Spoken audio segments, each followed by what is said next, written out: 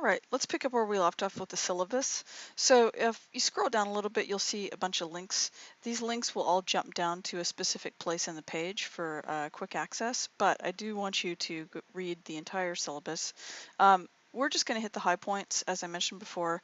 So first of all, if you look at this under the basics, this is our course information. This is a fully online class.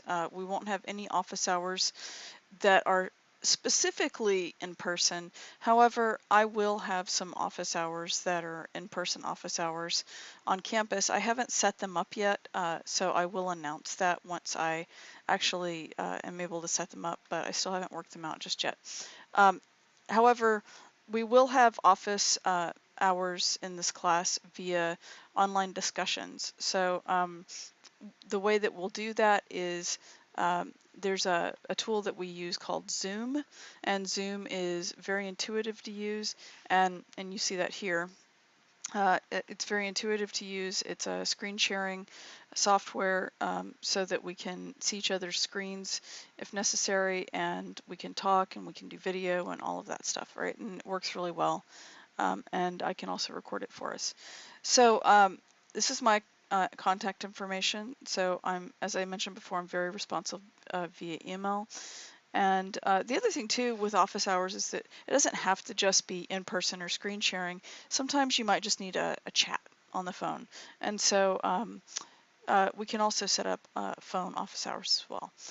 So Instructor Contact, you can read all of this, but essentially, I mentioned this before, I will get back to you as quickly as I can. Usually it's within a day or two, but it might be up to 3 days, not including weekends and holidays on some occasions, like if I'm sick or,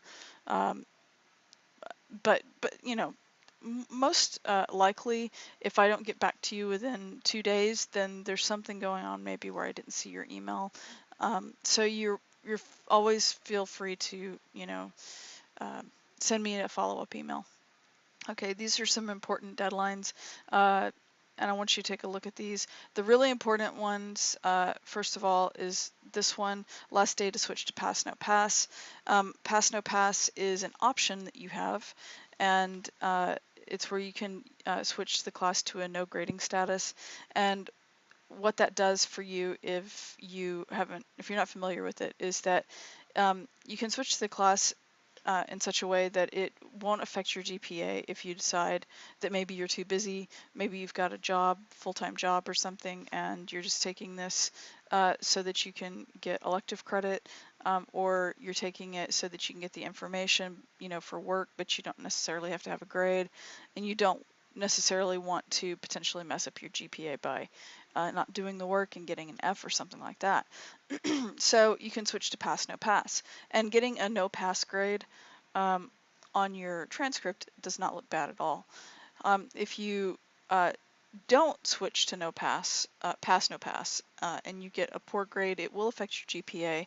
But the flip side of that is true. If you switch to Pass No Pass and you would have gotten an A, for instance, it doesn't help your GPA because there's no grade point assignment at all. So anyway, I don't have any control over this date. This is, excuse me, this is a state regulated date.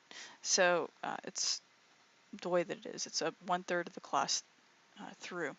So, and there's also the last day to drop. And of course, as I mentioned before in the previous video, if you're watching this at a later date and the dates are different, that's okay. Just pay attention to what's actually in the real syllabus. The concepts are still going to be the same. Holidays are here as well, and administrative drops. So the way that this works is that if you stop participating in class, for a reasonable amount of time, then it's not just that it's my right, it's actually my obligation to drop you from the class. I will try to reach out from you typically before I do that. However, you need to be aware that financial aid status has no bearing on the way that I make that decision. I am not allowed, in fact, to take that into consideration. It is something that the college wants us to do. It asks instructors to drop people who are not participating in class. Okay, So we just talked about pass, no pass. Course objectives. All right, so I want you to read through all of these things very specifically, what the course objectives are. The things that I'm going to specifically read to you, though, are the things that the 3 main learning outcomes for this class. There are some other learning outcomes that are you know, like performance outcomes and things like that.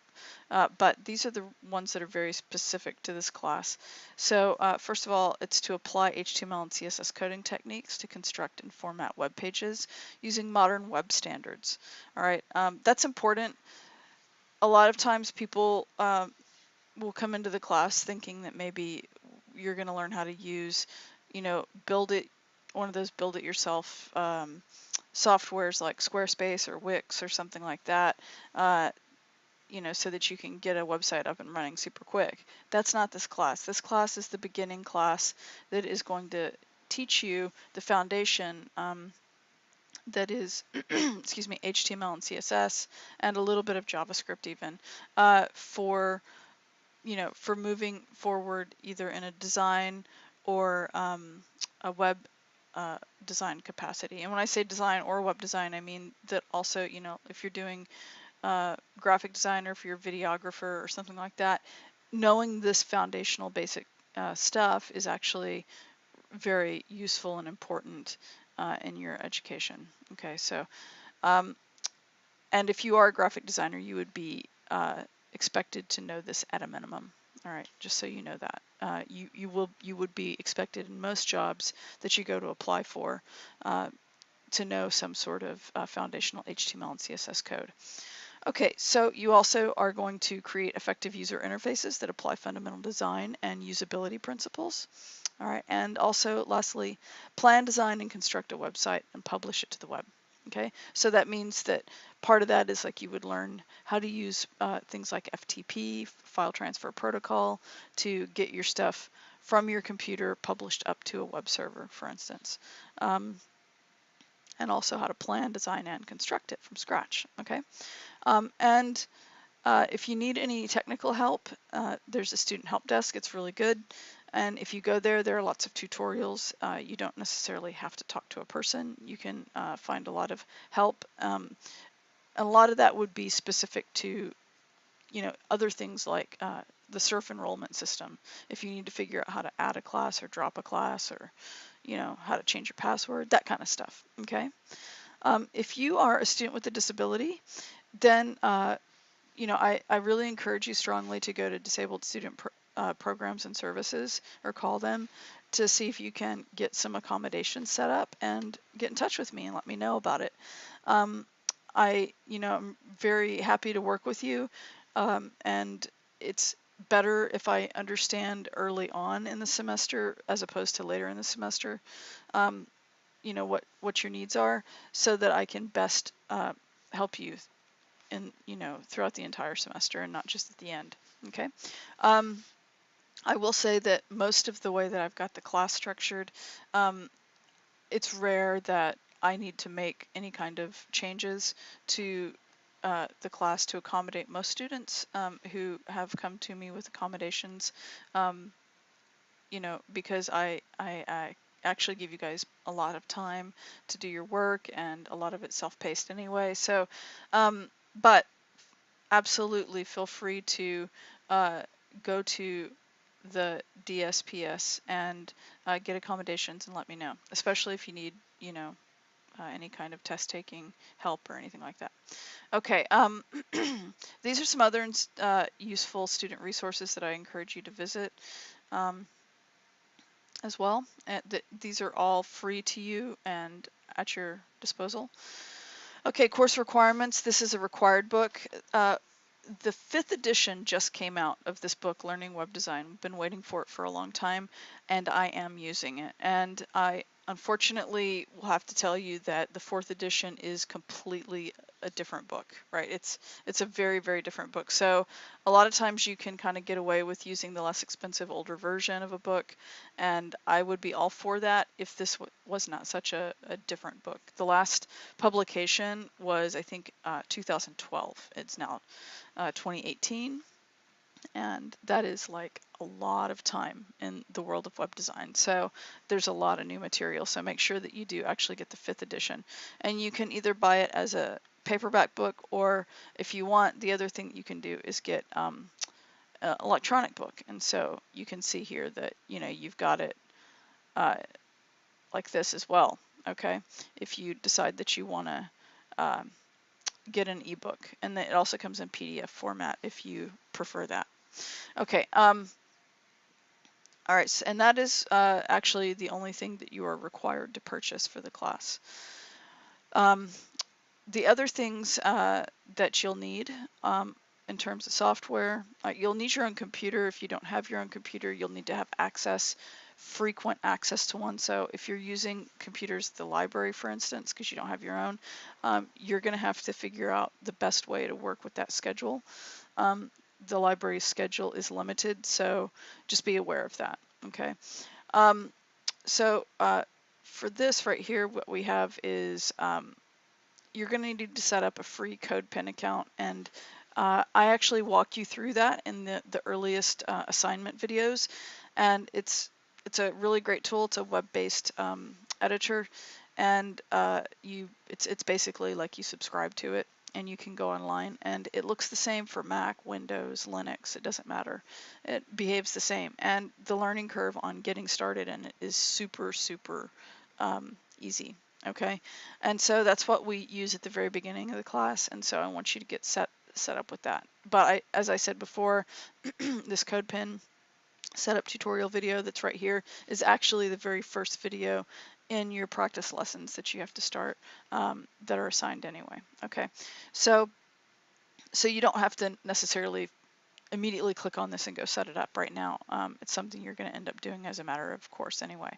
Okay, so then later in the semester, we will be moving into using a more traditional code editor that you install on your computer.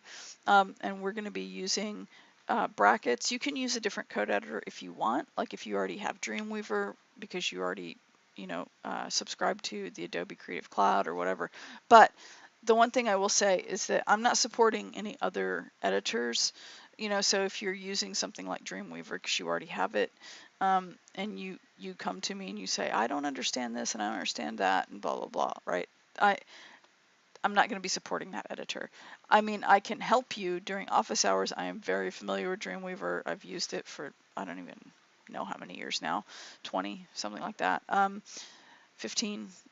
So I know Dreamweaver very well. That's not the problem. I want to make sure that I use my time best to help people, and so it's easier if everybody is sort of on the same page about the editor that we're all using. Brackets is free, it's good, and it's actually made by Adobe. It's Adobe's free web code editor. Okay, so, and again, you don't have to run off and install this right now. Later in the semester, I actually do have tutorials that show you how to get it installed and how to use it. So I don't want you to kind of get stuck in the weeds with this if it's not important right now that you install it. You don't have to go out and pay for it or anything like that. So it's not like if you get financial aid money and you have to spend it, this isn't one of those things to worry about. Then there are other free softwares, SFTP for connecting to our MAT server, Media Arts and Technology server. I recommend CyberDuck. It's the one that I prefer. FileZilla is something that you can use, but it's less intuitive to use, and I support CyberDuck with tutorials as well. Okay, design software. We will be doing a little bit of stuff where we do some image editing, but you can use free stuff if you want. You can use the Pixlr online editor. There's also Pixlr desktop, which allows you to make sort of effects and stuff like that really simply on images, but the online editor is more like a Photoshop replacement, even though it's not nearly as robust as Photoshop. However, I will say that Adobe Photoshop is the industry standard, and so, and the book also uses, it supports this thing called GIMP, G-I-M-P. It's a free software that is, excuse me, it's similar to Photoshop, so it talks about that as well. I find that the online editor is an easier thing to use for really simple stuff. But anyway, Photoshop is something you'd have to pay for, and it's part of the Adobe Creative Cloud. And if you are interested in that, um, there's some links down below that will show you where you can get that for cheap as a student at Miracosta College. And when I say cheap, it's not that cheap. But it's totally reasonable. It's a subscription for usually about $169 or something like that, for the entire Creative Cloud. And they usually only run that special for maybe a month or so at the beginning of the semester. So if you decide to do that, I'll show you the link in just a minute. So completion of work, I talk about that. I'd like for you to read that. And I will say that I am, even though I have really specific deadlines that I give you, I'm reasonable about accepting late work, except at the end of the semester. So at the end of the semester, I am not. I do not accept late work after the final date, because I allow you to go up to till the very last day of official last day of the semester to do your work. So I can't accept late work after that because I've got to get my grades in. And so, but I will also say that if you do get behind in this class and you start turning your work in late, it becomes something that compounds on itself, that you get later and later and later, because things just get harder and harder and harder in the class. So just be aware of that. This class, the further we get, sort of the more complex it gets, just like a lot of classes. Okay, so discussion boards, we do have some discussion boards. We don't have one every week, but we do have some. And some of them are, for peer-to-peer help. And there is one that is the Ask a Question one, where you guys can help each other as well as me helping students. And that one is for technical help. If you see something is wrong in the class, like I mentioned before, like there's a time conflict, or something that says it's due one place at one day and another place that says it's due some other time, let me know those things. But also, like if you're having problems with software, or if you're having problems with your assignment, you can post something, and we can all have conversations back and forth, and people find that extremely helpful. That particular discussion is not graded, but if you participate in it all the time, I notice things like that. So when it comes to, like, borderline grades, if I see that you're like an active member of our classroom community, and you're having trouble, and you're right at the cusp of, maybe going from a B to an A or something, that's the kind of thing that, makes me go, hey, this person's really trying hard. They deserve to be bumped up, whatever, and so on. I will not bump people up, though, if I don't feel like you've really made an effort to communicate or participate in the class a whole lot outside of whatever has been required. Okay, so synchronous and asynchronous. Synchronous means that we're all at the same place. We're in synchrony, basically, at the same time online. Asynchronous is where I'll post things like videos and communications and things like that, and you do them at your own pace, and then you meet your deadlines and things like that. Almost completely, most of this class is asynchronous. There will be some synchronous sessions, though, like if I see that everybody's struggling, maybe I'll have an open lab time that I'll just be there and everybody can just drop in, or something like that, where it's just like maybe an extra review time or something like that. But anyway, we will have some drawings and stuff that you have to do, but you don't have to be quote unquote an artist. I always get people really concerned about that and say, I can't draw. This class, you don't have to know how to draw. If we do any kind of hand drawing, it's going to be for like wireframes, drawing boxes and things like that. It's not going to be fine art or anything like that. So grading policy, as I mentioned before, I do accept late work. This is my official grading policy, though, but we can talk about that if you have something. And I will also say that if you do not communicate with me and you're turning stuff in late, I'm a lot stricter about stuff. But if you are communicating with me and letting me know what's going on, if you know you're going to be late with something and you just kind of give me a heads up, I'm willing to work with you. All right. I understand that sometimes life gets in the way of things. So just be communicative with me.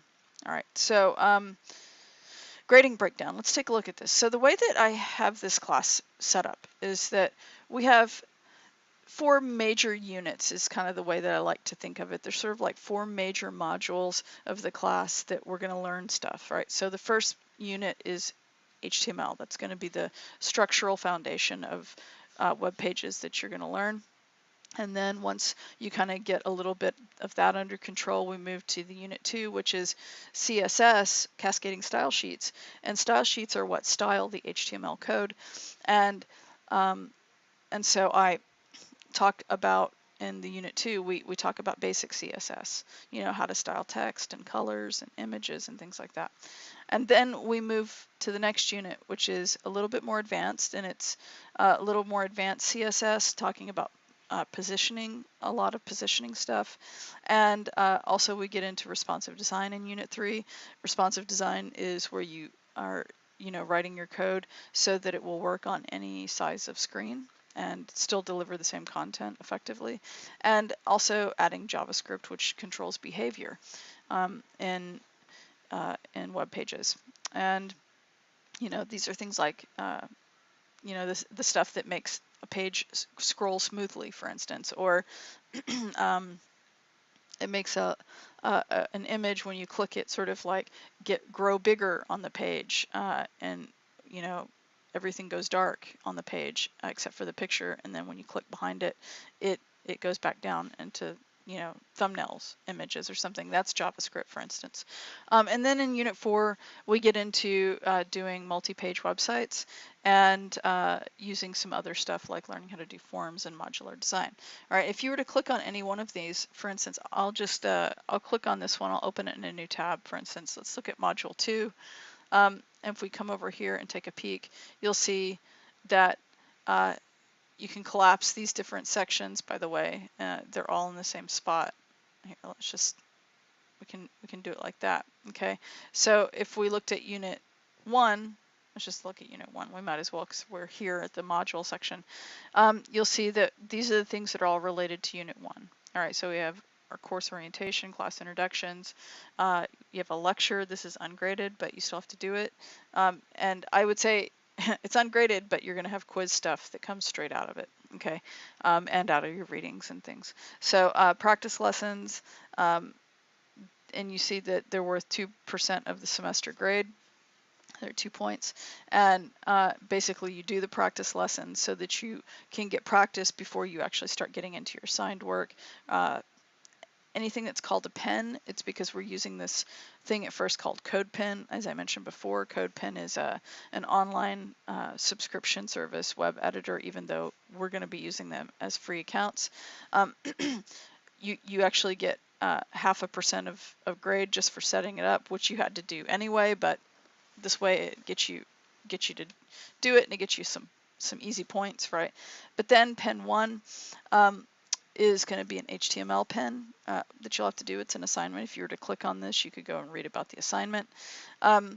There's a quiz, and then we have, at the end of each unit, we have what I refer to as a capstone assignment, a capstone project, where you have to author stuff based on the things that you've learned in that unit, and it's going to be some web-related thing. So this is going to be a personal web page that you have to make in HTML. All right, and then we move into unit 2.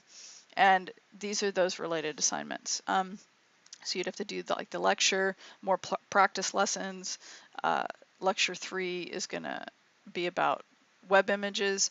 You know, then you get into doing some pens. We've got pen 2 and pen 3, a quiz, and the capstone, and then so on and so on. All right, so there's some more things. So if you wanted to look at them broken up into sort of general learning units like that, you can. Now, if you look down below, assignment grading values are broken into types of assignments. Okay, so if you want to look at the way that the grading works, is that you've got these major sections, like for instance, 15% of your entire semester grade is going to be comprised of things that I consider participation. So like things like discussions. So 2% of your entire semester grade would be discussion boards. Practice lessons, okay, would be 6% of your grade. Quizzes, 7%. And so these little nitpicky point assignments for each one of these, you might look at and go, oh, well, that's a low point value. Well, if you look at all of these, it's really easy to lose points really fast if you don't do the work. And so I would be very careful not to make that mistake, you know, and say, oh, well, this is only worth 0.5%, or oh, this is only worth 2%, or whatever. That's significant when you sort of think that enough, and suddenly you're down a letter grade or maybe two. All right, or you're down a letter grade just because you didn't do the work, and then you don't do as well as you want on the other stuff, and so now you're down another letter grade, and you know, somebody maybe who normally would have made an A is making a C if you're not paying attention and keeping up. So, and I will also say that the work I assign is not busy work. It is structured so that you will learn and so that you will do well on the next step. And I do it on purpose. Like, it's a lot easier for me not to grade all of the assignments. You know, this is a lot of assignments for me to grade. I guarantee it's a lot easier if I just give you some, you know, fewer assignments that are bigger projects and be done with it, right? But you're less likely to do as well. And so I have to do a lot of the work too. Just think of it that way, right? So if this seems like, oh, it's a lot of little assignments, it's all stuff that is going to actually help you learn this and retain it, okay? So when you're not doing the smaller stuff, it makes doing the bigger stuff really hard and you don't do as well. So it's sort of a compounding effect. Anyway, 50% of your semester grade are going to be these pen exercises. I call them pens because Code Pen refers to their little single page little exercisey things as pens. Okay, so anyway, the first pen is setting up the account. Right, so that's your first assignment, is setting up a CodePen account. Second pen is this HTML, and you'll see that they sort of get a little bit bigger in point value for the most part as you go further because they get harder and more complicated. So that's something to also think about too, is early on if you're like, oh, this stuff is a breeze, it doesn't take me very long, and that's how you do your time planning for later, just remember that the stuff later might take you longer and it gets harder. So yeah, that's how these work. And then 35% are these capstone assignments. All right, so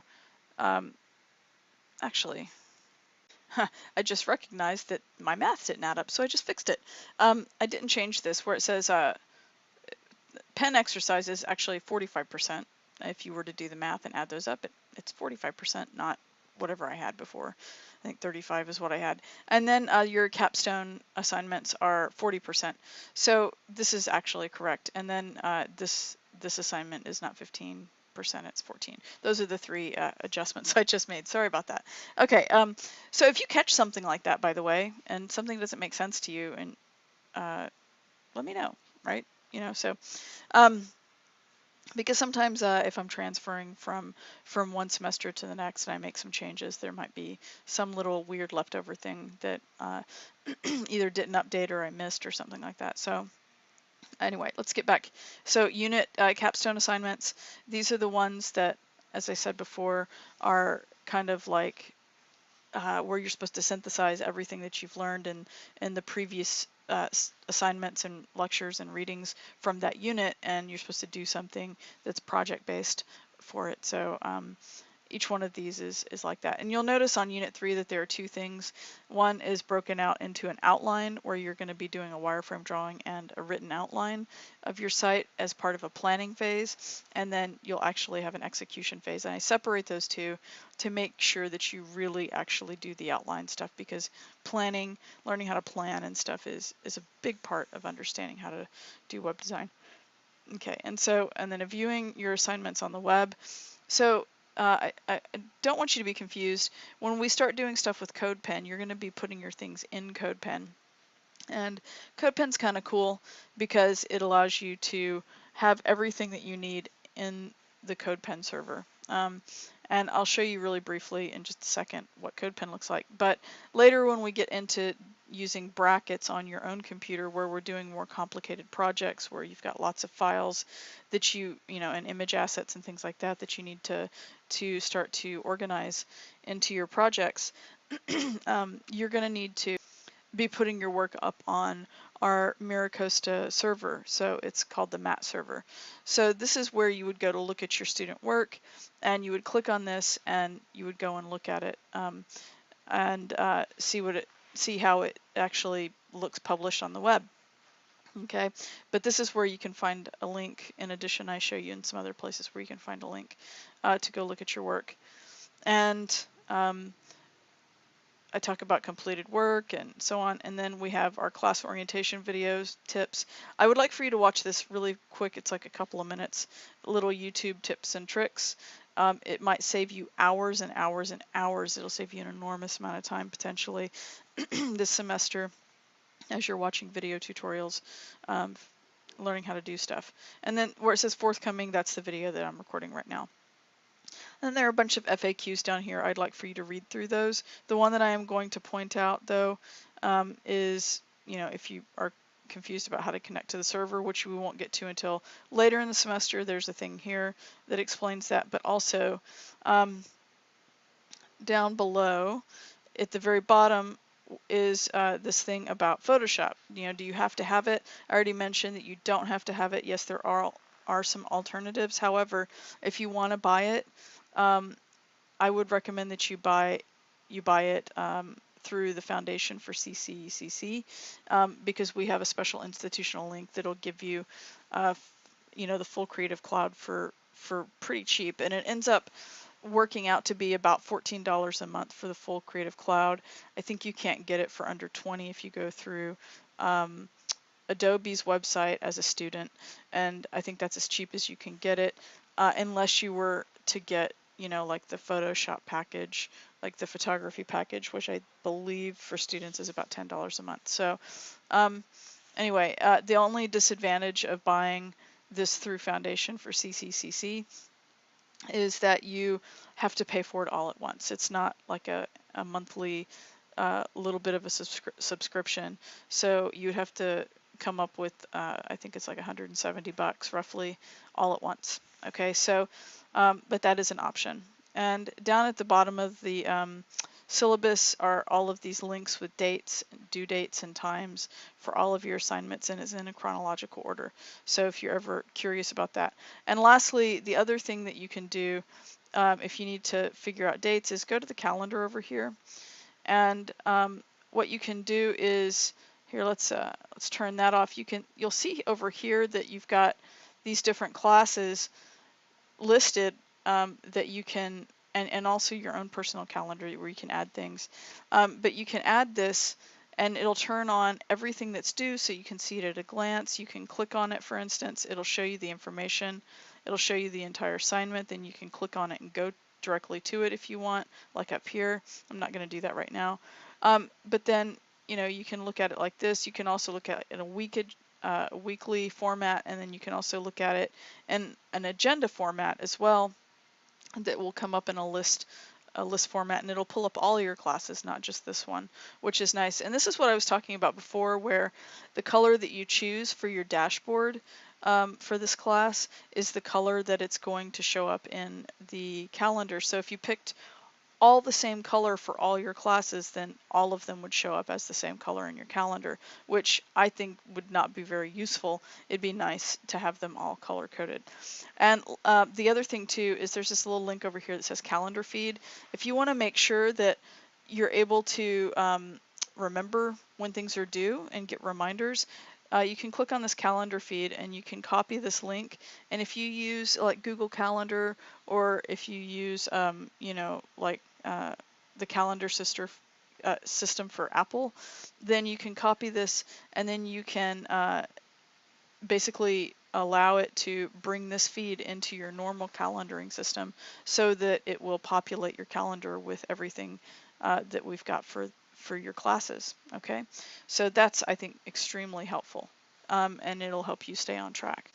Okay, so as I said before, here, let's just, if you click on courses, we can jump back to our class homepage really easily.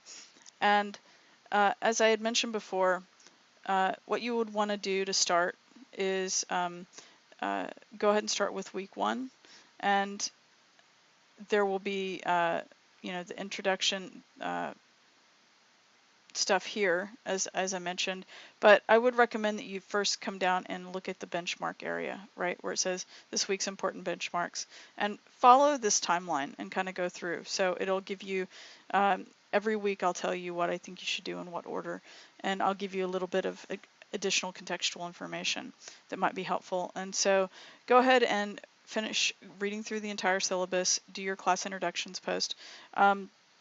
Watch this first lecture 1. If you want to take a look at that, we can quickly take a peek, and you'll see the way I've got it set up so that the lecture will show up here. And then if I were to start it really quickly, and I'm going to go ahead and before we start coding, I'm going to hit the mute button so that you don't have to hear my voice on this recording. But you can always hit this full screen button. And then the other thing too is that there's a little gear right here in YouTube, and you can adjust the speed. I'm always going to suggest that you increase the speed of my voice instead of skipping through the timeline of a video, because inevitably you're going to miss something at some point in the class that's really important. There's also closed captions if you need that as well. Okay, and then I have the inventory. I try to always publish the inventory with the timestamps for each one. And then if you want to look at the PDF version of the slides, you can do that. But this is what I was saying before. If I have lectures, the PDF version is not going to include everything that I'm saying in here always. Okay, so anyway, if you jump back after you do the lecture, then I would get started on the practice lessons. And I'm going to open this in a new tab as well. And so that we can see what the practice lessons are. And I give you a lot of information on every one of these assignment pages, and you'll see that the practice lessons have a lot of information. Right, there are a lot of videos. So the first week I tell you that you're responsible for doing the first 9, okay? And then you get started, and once you start these practice lessons, it literally walks you through what to do for the class and how to get started. So like setting up your CodePen account, and then it just dives right in showing you how to do some code stuff, right? So go ahead and just get started. I'm not going to show you that in this video because I already show you that again later anyway. So just follow this list and get through the week, and turn your stuff in. If you have any questions at all whatsoever, please let me know. And you're also, don't forget, you're also able to go back to the home page and find that big red button right here that says Ask Questions Here. You can always click on that, and it'll take you to a discussion board where you can click on this reply button and then ask a new question, and I will get back to you. This will go to my email. I subscribe to all of these. And if you want to subscribe to discussions like this, for instance, so that you see anytime somebody asks a question, you can. Okay, that also means that if I respond to you on here, it'll let you know via email as well. Okay, so that's it. I'm really looking forward to a great semester. Let me know if you have any questions.